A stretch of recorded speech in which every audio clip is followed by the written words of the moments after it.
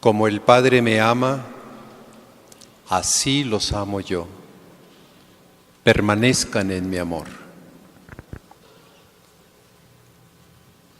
¿Cómo podemos permanecer en el amor de Cristo? Para poder tener la experiencia de estar con el amado. Hay tres formas que la Iglesia nos ha enseñado que son fundamentales para poder permanecer en el amor de Cristo, que están tomadas de la vida de Jesús. La primera, la oración, pero no simplemente una oración devocional como cuando aprendemos de niños las oraciones vocales para recitarlas, sino una oración que surja de la escucha de la palabra de Dios y de la relación de esta palabra con lo que sucede en nuestro alrededor, descubriendo con la ayuda de los demás, sea en la familia, sea en el ámbito de apostolado, de ejercicio de nuestra vocación laical en el mundo, de ese discernimiento de cuáles son las necesidades que vemos en los demás. Así, con estos elementos, nuestra oración será un instrumento, una manera muy concreta de establecer la intimidad con Cristo y permanecer en Él. La segunda manera es, en realidad, la tercera, pero la voy a adelantar para dejar clavarnos en el acontecimiento que estamos realizando. La caridad. El ejercicio del amor.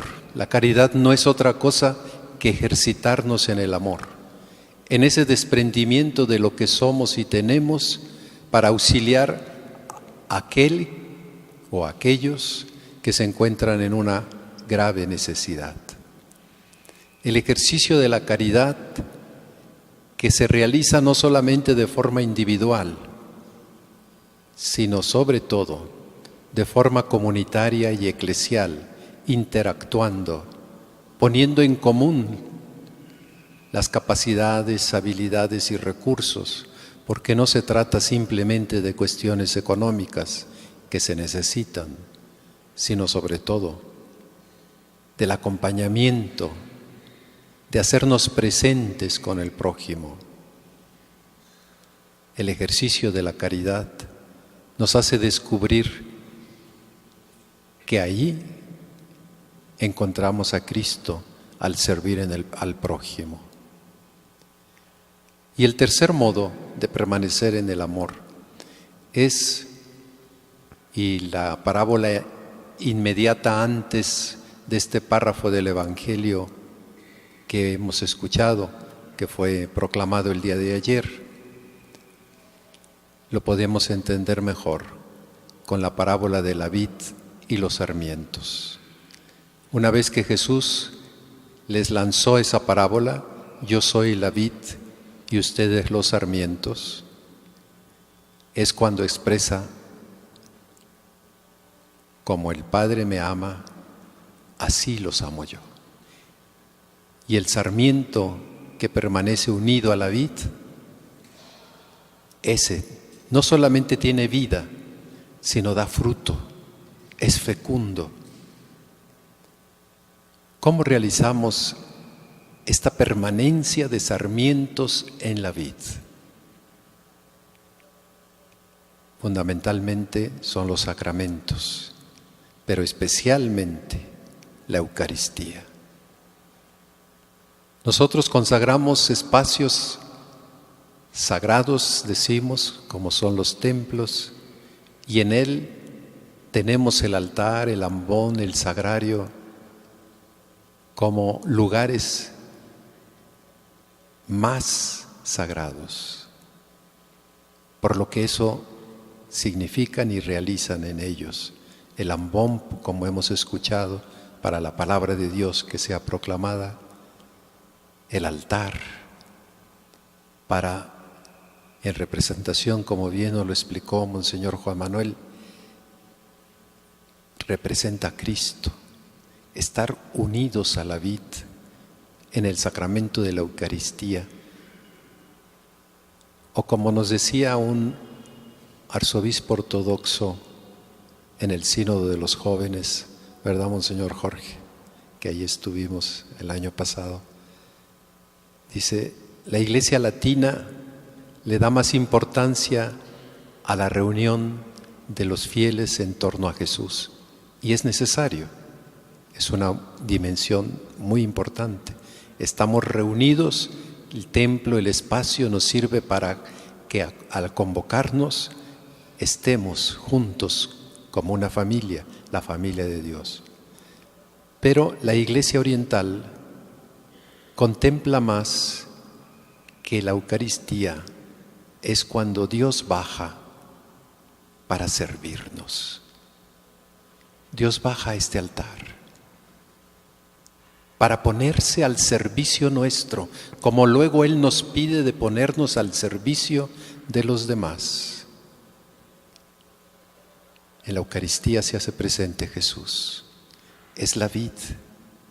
Y por eso la comunión no es simplemente un acto devocional, no es simplemente un momento en donde nos encontramos con el Señor. El Señor baja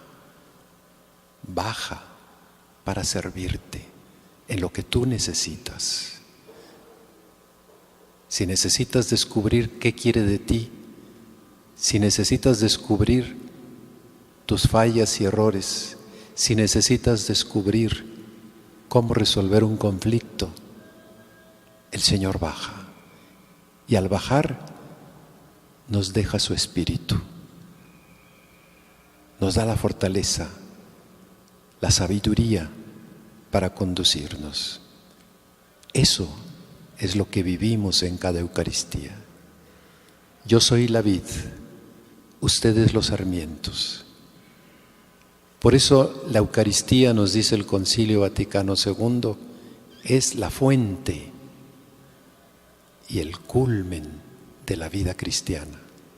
La fuente porque aquí nos nutrimos y el culmen porque llevamos a término lo que el Señor nos encomienda y de esa manera, mirando nuestro futuro, que es la patria celestial, caminamos hacia ella con plena certeza que debemos de tener todos los hijos de Dios, de que el Padre nos espera con las puertas abiertas a participar en su reino. Hermanos, este momento de consagrar este altar, esta piedra, es un momento hermoso por lo que significa y por lo que se realiza en él.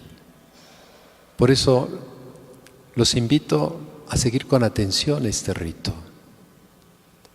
En él encontraremos, como vimos en la primera lectura, que la Eucaristía primero nos da la palabra de Dios, porque ella es la voz de Dios para resolver nuestros conflictos, que como bien vemos son desde el inicio de la Iglesia.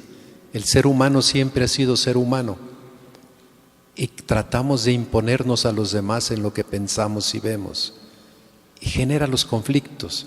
La palabra de Dios nos alimenta para resolverlos, como hizo el apóstol Santiago, como vimos en la comunidad cristiana y nos narran los hechos de los apóstoles.